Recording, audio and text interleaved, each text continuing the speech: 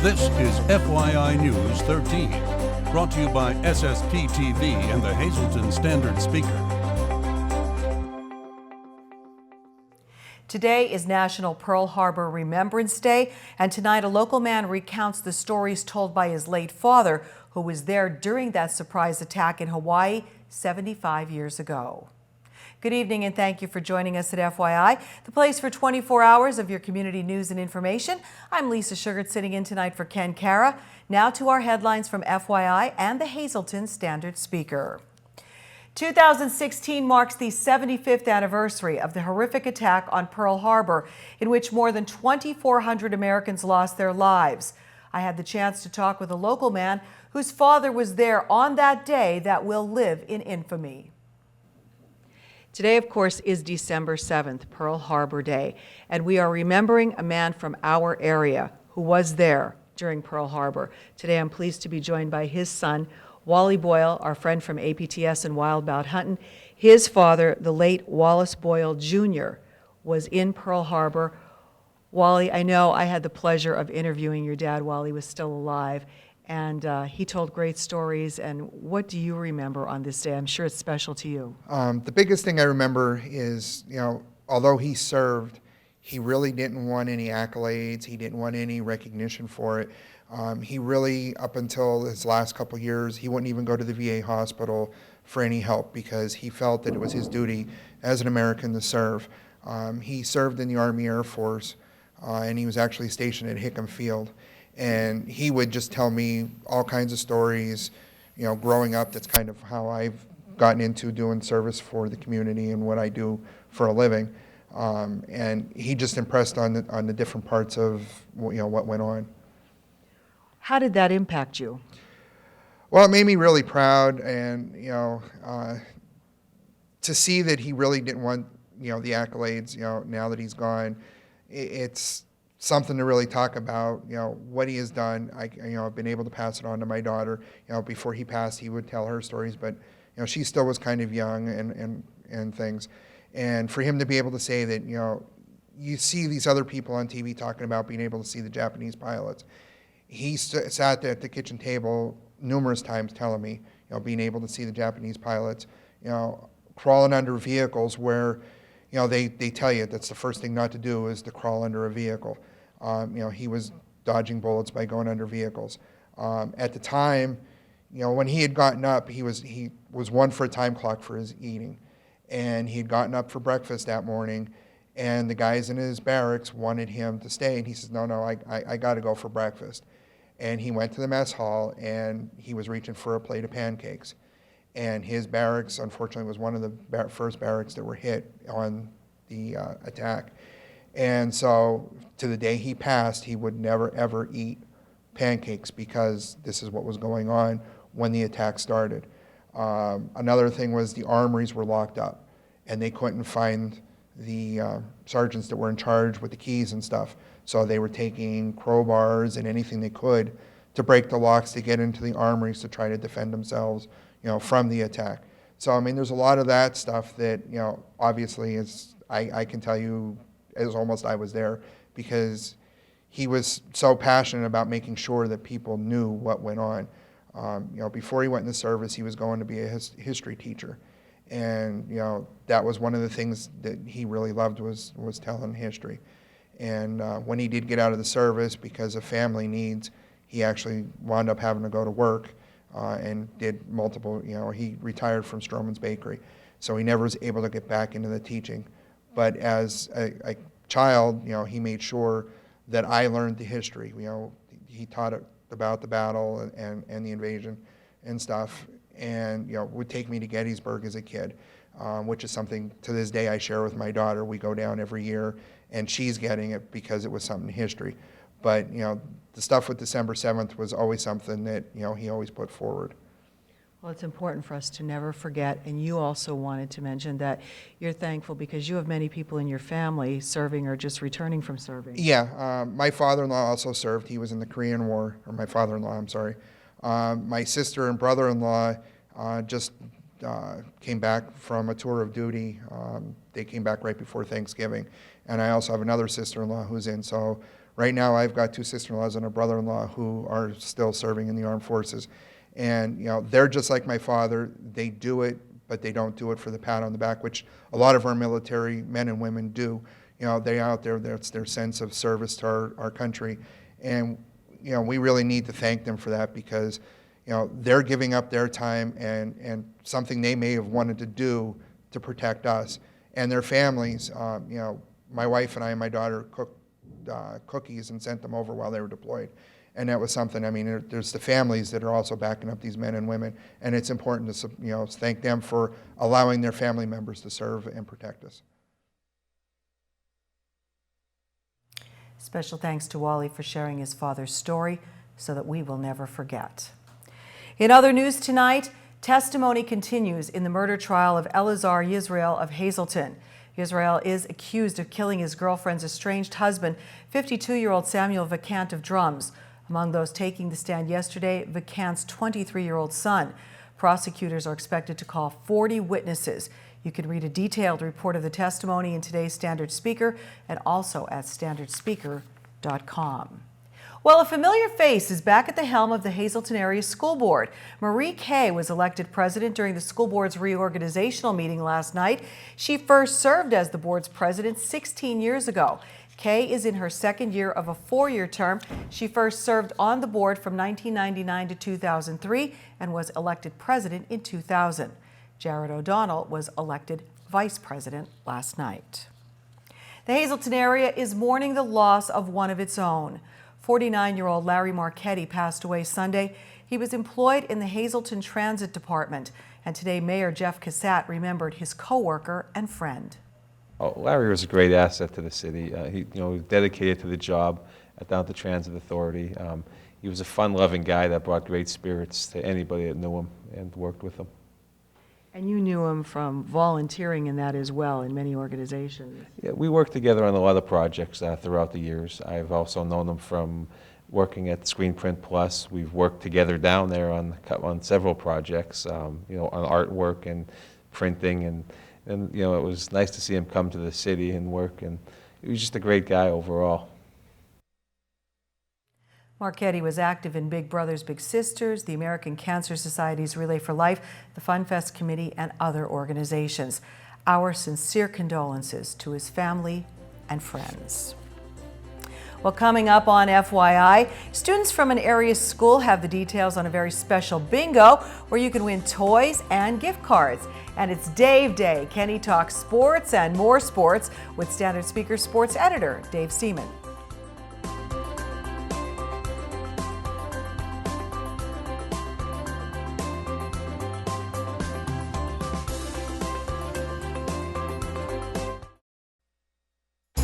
This is FYI News 13, brought to you by SSPTV and the Hazleton Standard Speaker.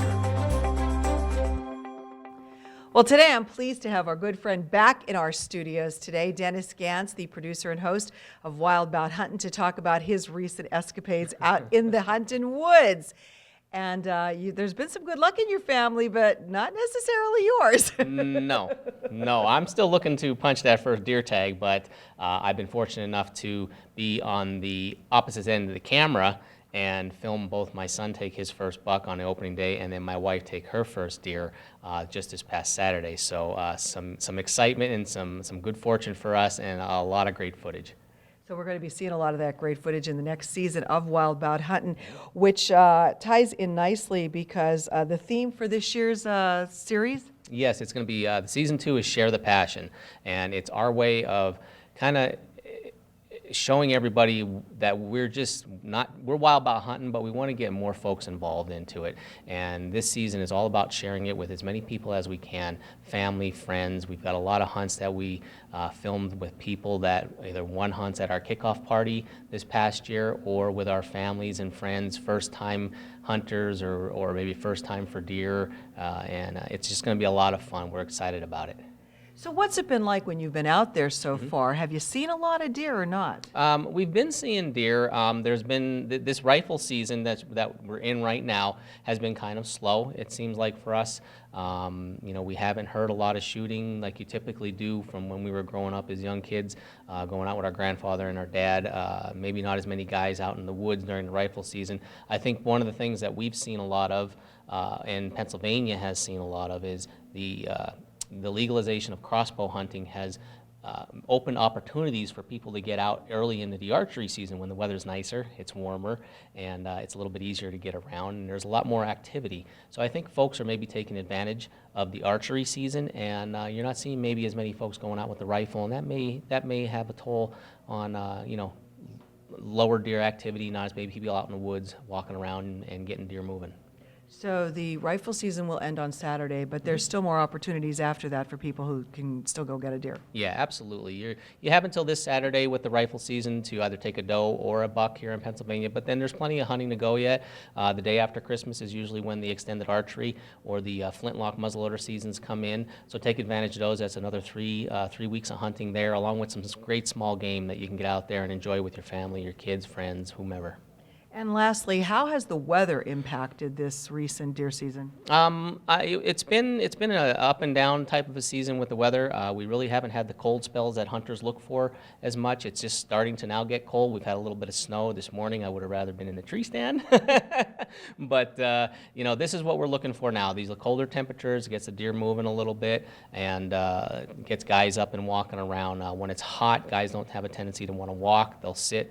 If the deer aren't moving, you're not going to see a lot of activity. All right, well, he's still wild about hunting, as we all know that, and he will be back with more episodes right here on SSPTV. We wish you good luck, and we'll be waiting to see what happens on the first episodes of Wild About Hunting. Thank you. Time now for FYI News 13 weather.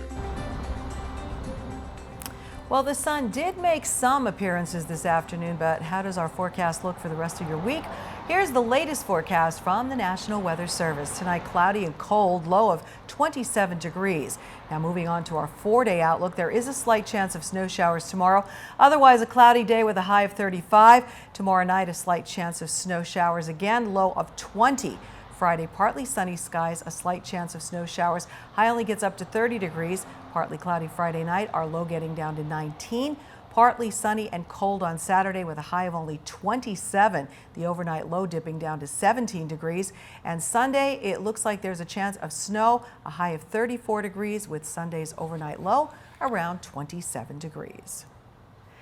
Back by popular demand, Holy Family Academy School in Hazleton is once again hosting its toy and gift card bingo.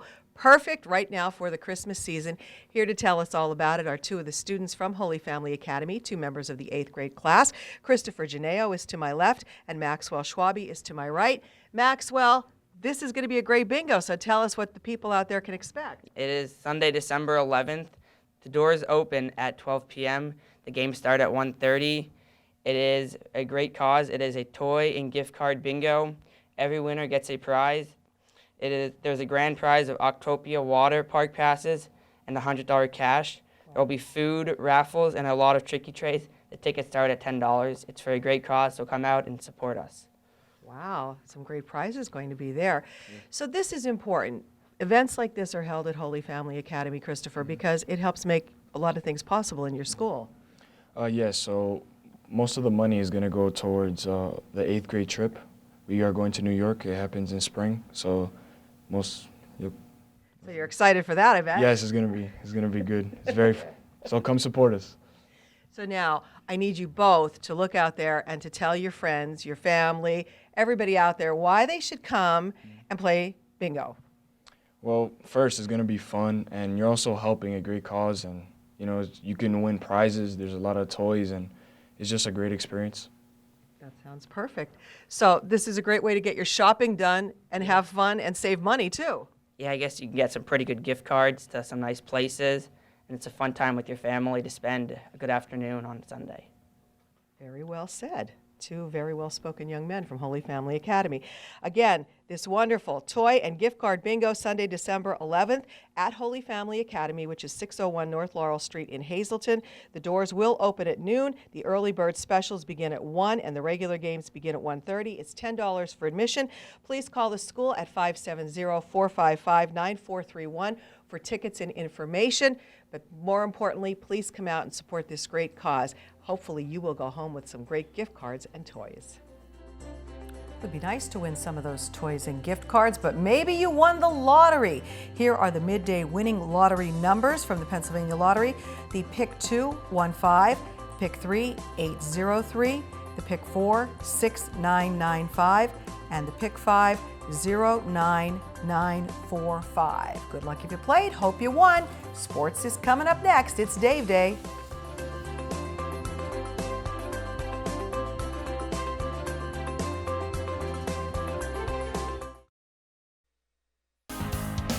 This is FYI News 13 Sports.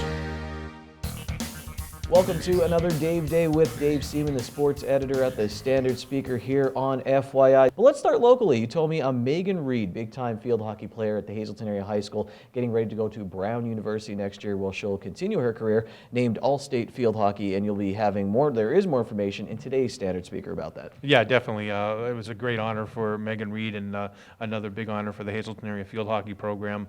It seems like every year right now the Lady Cougars are producing top-notch talent, and the program is certainly it's there, and it's on the upswing as well. And a couple other Crestwood girls mentioned as always too. So there is more about it in today's Standard Speaker. And also the Standard Speaker, a lot of winter sports previews continuing through Friday, I believe, in the Standard Speaker, so pick it up each day. Recently, you ran through a lot of the Hazleton area winter sports, and it could be a big season for the Cougars, Lady Cougars. There was one article about the swimming team, one of the biggest rosters of all time, maybe the biggest roster of all time. Wrestling has a great senior group. They seem to have a lot of depth. They're talking about a district championship. The basketball team has a lot of talent coming back. The girls basketball team defending District 2 champs. It could be a very good year over there on 23rd Street. If you've been around the swimming program at the Hazleton Area High School, to watch it grow and everything, you've had kids in the program, is it amazing to see? And is this team really going to be, I mean, our numbers and talent are two different things. Do they have both? Certainly they have talent. I mean, I think the Hazleton YMCA deserves a lot of credit because a lot of those kids come through that program too, and just a lot of interest in the swimming program right now too, and that combine that with the talent, and it makes it easier to win meets, especially when you're going against obviously every other school is going to be a smaller school. So in swimming, it's not only do you have talent, but you have the back points to win a lot of meets. All right, Dave, let's transition now to Penn State winning the Big Ten championship over Wisconsin, an amazing comeback fashion. And Dave, recently as Saquon Barkley is getting shut down in the backfield, still had a day, still ran for I think 88 yards, had some big runs, but Penn State's receivers and Trace McSorley really stepping up. I think that was a question going into the season too. Would they win a lot of jump balls? Would they fight for balls? That hadn't happened in past years too. And they were young too, but when they came back this year, it seemed like it was their mindset to once they got open too, they were going to fight for open balls. And to Trace McSorley's credit, he put the ball in favorable positions for the Penn State receivers to make plays. They did that, and then let's not forget, go back to our old stand by the offensive line. In the second half, they gave McSorley time to throw. Dave, let's talk about Penn State being left out of the college football playoff. I was okay with it after I thought about everything and I realized that they lost the pit. The college football wants every week to be almost like a playoff during the regular season, keep the value on the regular season. So I get it. Okay, I could understand Coach James Franklin says, listen, you can make arguments for so many teams. What I maybe would have done was bump Ohio State down to number 4 and say you didn't win your division, you didn't win your conference, so you're going to play the number 1 team in Alabama. But all in all, I get it. And you agreed with Donnie Collins, too, one of your colleagues, that what happened was fair. Yeah, I think it was a fair assessment. I mean, Penn State fans maybe a right to complain. They did win the toughest conference in America, but they did have 2 losses, and you can't erase the 49-10 loss to Michigan. Yeah, there were circumstances there. Penn State did have 6 starters out, but James Franklin would be the first one not to make any excuses.